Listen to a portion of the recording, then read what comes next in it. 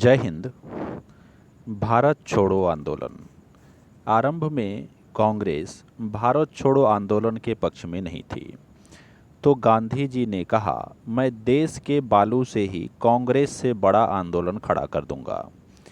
1 अगस्त 1942 को तिलक दिवस पर इलाहाबाद में नेहरू ने कहा, हम आग से खेलने जा रहे हैं, ऐसी द्विधारी तलवार का प्रयोग करने जा रहे हैं जिसकी चोट उल्टी हमारे ऊपर पड़ सकती है। 8 अगस्त 1942 ईस्वी को मुंबई के ऐतिहासिक ग्वालियर टैंक मैदान में भारतीय कांग्रेस कमेटी के वार्षिक बैठक में भारत छोड़ो प्रस्ताव को पास कर दिया गया। कब? तो 8 अगस्त 1942 ईस्वी को। तो कहाँ? तो मुंबई के ग्वालियर टैंक मैदान में। गांधी जी ने प्रस्ताव पास होने के बाद कौन सा नारा दिया? तो करो या मरो का नारा दिया। आंदोलन प्रारंभ होते ही 9 अगस्त 1942 ईस्वी को सभी कांग्रेस कार्यकारिणी के सदस्य को गिरफ्तार कर लिया गया एवं गांधी जी को तथा सरोजनी नायडू को पुणे के आगा खां पैलेस में रखा गया। कहाँ? तो पुणे के आगा खां पैलेस में, और कांग्रेस को असंवैधानिक संस्था घोषित कर दिया। ये घटना कब की है? तो 9 अगस्त 1942 ईस्वी की है। सरकार की दमनात्मक नीति के विरुद्ध 10 फरवरी 1943 ईस्वी को गांधी जी के द्वारा आगा खां पैलेस में 21 दिन के उपवास की घोषणा की गई। कब की गई उपवास की घोषणा? तो 10 फरवरी 1943 ईस्वी को। कितने दिन उपवास रहे? तो 21 दिन। भारत छोड़ो आंदोलन के दौरान जयप्रकाश नारायण ने आज़ाद दस्ते का गठन किया। जयप्रकाश नारायण ने क्या चीज़ का गठन किया? तो आज़ाद दस्ते का गठन किया। यह एक भूमिगत आंदोलन था। भूमिगत रेडियो स्टेशन की स्थापना बम्बई एवं नासिक में की गई, जिसका मुख्य कार्य कांग्रेस की सूचनाओं का प्रसारण करना था।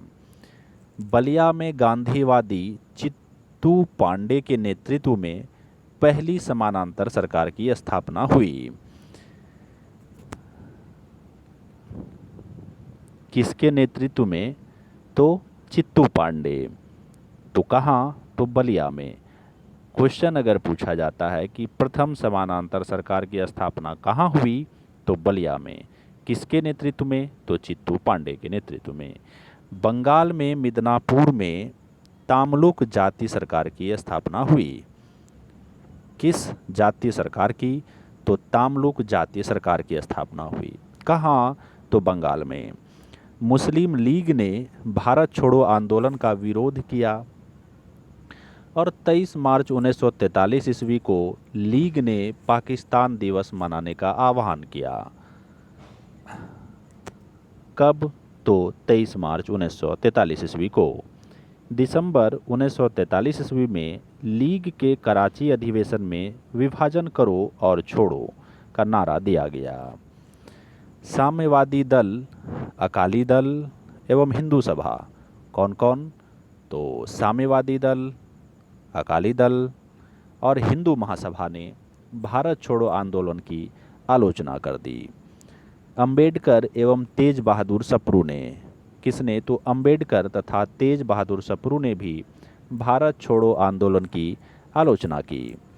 जर्मनी में सुभाष चंद्र बोस ने हिटलर से मुलाकात की और हिटलर ने उन्हें नेताजी की उपाधि प्रदान की। नेताजी की उपाधि सुभाष चंद्र बोस को किन्होंने प्रदान की? तो हिटलर ने की। जर्मनी में सुभाष ने फ्री इंडिया सेंटर की स्थापना की। किसकी? तो फ्री इंडिया सेंटर। इसी संस्था द्वारा उन्होंने पहली बार जय हिंद का नारा दिया। जय हिंद का नारा किस संस्था द्वारा दिया? तो फ्री इंडिया सेंटर। जुलाई 1943 ईस्वी को रास बिहारी बोस द्वारा आज़ाद हिंद फौज की कमान सुभाष चंद्र बोस को सौंप दी गई। कब सुभाष चंद्र बोस के हाथों में आज़ाद हिंद फौज की नेतृत्व को सौंपा गया? तो जुलाई 1943 ईस्वी में। 21 अक्टूबर 1943 ईस्वी को सुभाष चंद्र बोस ने सिंगापुर में स्वतंत्र भारत की अस्थायी सरकार का गठन किया। तो कहाँ पर अस्थायी सरकार का गठन किया? तो सिंगापुर में, ईस्वी 1943। और इसका मुख्यालय कहाँ था? तो रंगून में। सुभाष ने रानी झांसी रेजिमेंट, जो कि महिलाओं के लिए थी, सुभाष ब्रिगेड, नेहरू ब्रिगेड एवं गांधी ब्रिगेड की स्थापना की। कौन कौन सा ब्रिगेड? तो रानी, सुभाष, नेहरू, गांधी ब्रिगेड की स्थापना की। आज़ाद हिंद फौज के गिरफ्तार अधिकारी पीके सहगल, कर्नल गुरुदयाल ढिल्लो एवं मेजर शाहनवाज खां पर राजद्रोह का आरोप लगाकर दिल्ली के लाल किले में नवंबर 1945 ईस्वी में मुकदमा चलाया गया। इनके पक्ष में तेज बहादुर सप्रू, जवाहरलाल नेहरू, भूलाभाई देसाई, केएन काटजू ने दलील दी। तीनों को फांसी की सजा हुई, किंतु वायसराय ने उन्हें माफ़ कर दिया। 25 जून 1945 ईस्वी को शिमला सम्मेलन का आयोजन किया गया। शिमला सम्मेलन का आयोजन कब किया गया? तो 1945 ईस्वी में। तारीख 25 जून। शिमला सम्मेलन में कांग्रेस प्रतिनिधि के रूप में मौलाना अबुल कलाम आज़ाद एवं लीग के प्रतिनिधि के रूप में जिन्ना ने हिस्सा लिया। शिमला सम्मेलन में कांग्रेस की तरफ से कौन प्रतिनिधि थे? तो मौलाना अबुल कलाम आज़ाद, और लीग के तरफ से जिन्ना। 18 फरवरी 1946 ईस्वी को मुंबई में रॉयल इंडियन नेवी के सिग्नल्स प्रशिक्षण संस्थान SMRS तलवार, क्या SMSRS तलवार के गैर कमीशन्ड अधिकारियों एवं सिपाहियों ने विद्रोह कर दिया। यह विद्रोह शीघ्र ही कराची, मद्रास एवं कलकत्ता में फैल गई। विद्रोहियों ने MS खान के नेतृत्व में नौसेना केंद्रीय हड़ताल समिति का गठन किया। सैनिकों ने पटेल एवं जिन्ना के दबाव के फलस्वरूप आत्मसमर्पण कर दिया। किसके? तो पटेल और जिन्ना के दबाव में आने के कारण। 24 मार्च 1946 को कैबिनेट मिशन भारत आता है। कैबिनेट मिशन भारत कब आया? तो 1946 ईस्वी में। तारीख 24 मार्च। इसके सदस्यों में sir Stafford Cripps, AV Alexander, Pethick Lawrence थे। कैबिनेट मिशन ने लीग की पाकिस्तान की मांग को नामंजूर कर दिया। कैबिनेट योजना को लीग ने 6 जून 1946 और कांग्रेस ने 25 जून 1946 को मंजूरी दे दी। कैबिनेट मिशन योजना के तहत हुए संविधान सभा का निर्माण के लिए हुए चुनाव में 296 सीटों में से 208 पर कांग्रेस, 73 पर लीग और 4 पर सिखों ने स्थान प्राप्त किया। 296 में से 208 कांग्रेस को, 73 लीग, 4 सिख। 24 अगस्त 1946 को पंडित जवाहरलाल नेहरू के नेतृत्व में भारत की पहली अंतरिम राष्ट्र सरकार की घोषणा की गई। कब?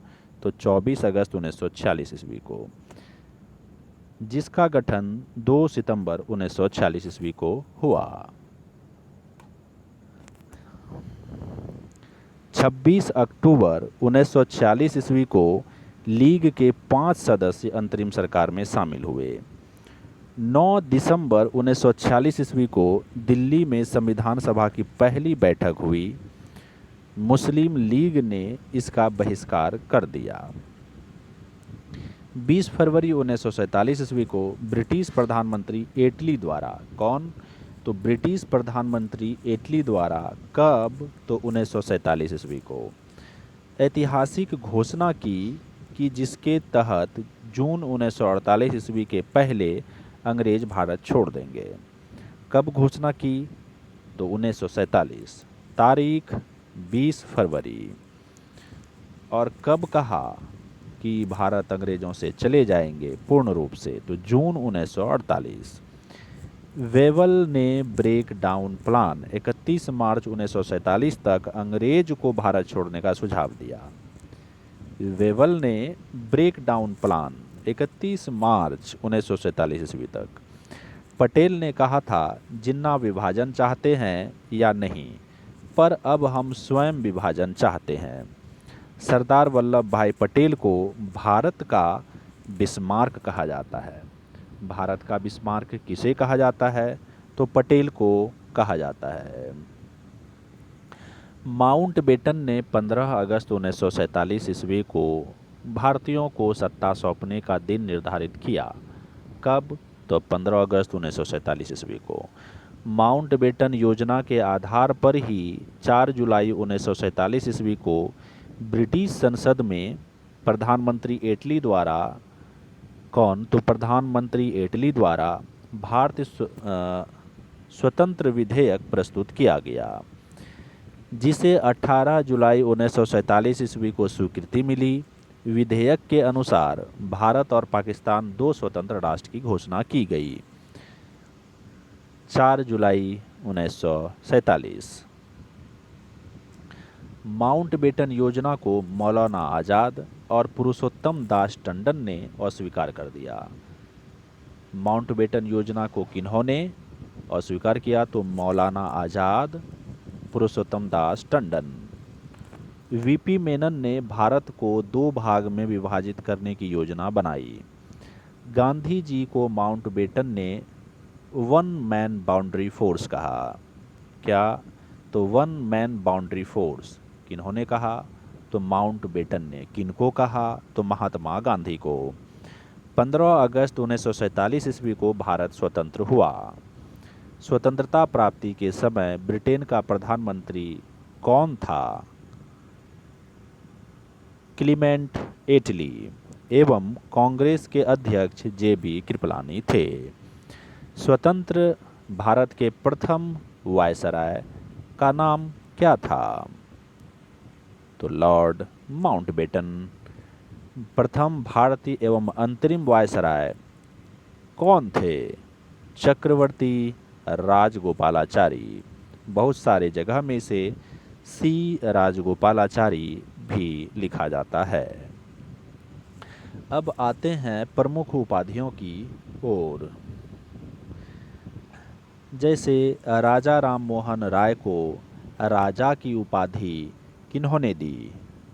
अकबर द्वितीय। महात्मा गांधी को महात्मा की उपाधि किन्होंने दी? तो रविंद्रनाथ टैगोर ने। रविंद्रनाथ टैगोर को गुरुदेव किन्होंने कहा? तो महात्मा गांधी ने। महात्मा गांधी को अर्धनग्न फकीर किन्होंने कहा? तो विंस्टन चर्चिल ने। महात्मा गांधी को देशद्रोही फकीर किन्होंने कहा? Winston Churchill.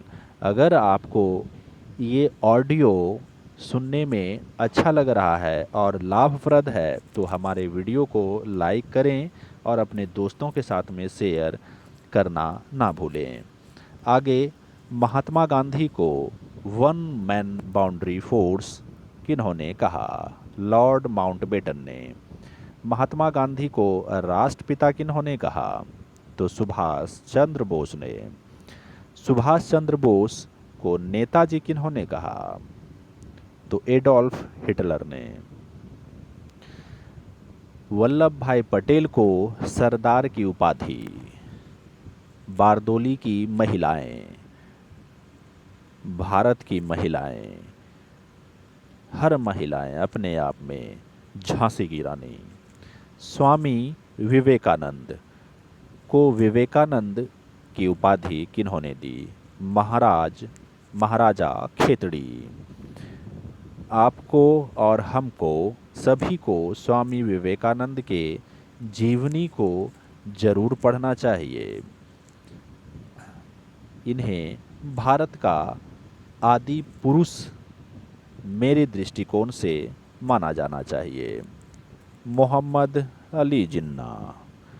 इसको कायदे आजम किन्होंने कहा? महात्मा गांधी ने। सुभाष चंद्र बोस को देश नायक किन्होंने कहा? तो रविंद्रनाथ टैगोर ने। राजेंद्र प्रसाद को देश रत्न किन्होंने कहा? तो महात्मा गांधी ने। हमारे इस ऑडियो को आप अगर 2 से 3 बार सुनते हैं तो आपको आसानी से इसमें पढ़े जाने वाले सारे प्रश्न, सारे तो नहीं बोल सकता हूँ मगर 70% आपके दिमाग में आ ही जाएगा। अब नेक्स्ट पर चलते हैं कि कुछ वचन एवं नारे। जैसे है कि स्वराज्य हमारा जन्मसिद्ध अधिकार है। बाल गंगाधर तिलक।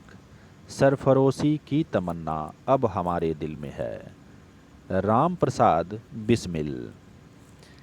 सरफरोश से याद रख सकते हैं आप राम प्रसाद या राम।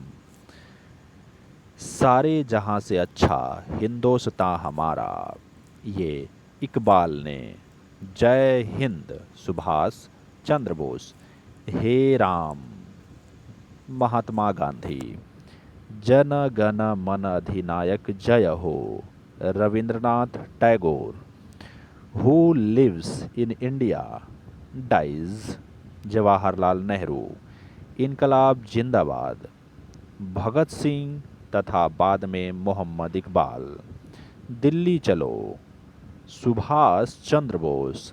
करो या मरो महात्मा गांधी।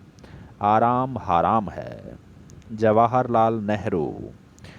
भारतवर्ष को तलवार के बल पर जीता गया था और तलवार के बल पर ही उसे ब्रितानी कब्जे में रखा जाएगा।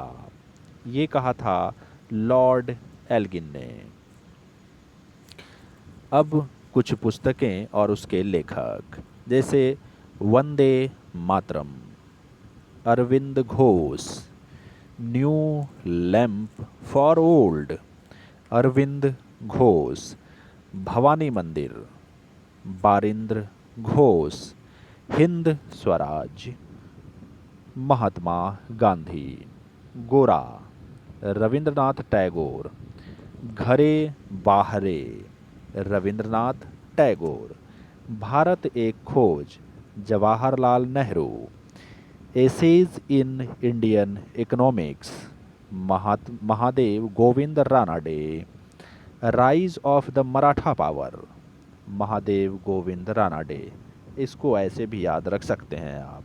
राइज ऑफ द पावर तो कौन? तो Mahadev. Arctic home of the Vedas बाल गंगाधर तिलक। गीता रहस्य बाल गंगाधर तिलक। गीता तिलक भी याद रख सकते हैं। तो मिलते हैं अगले वीडियो में, तब तक के लिए जय हिंद।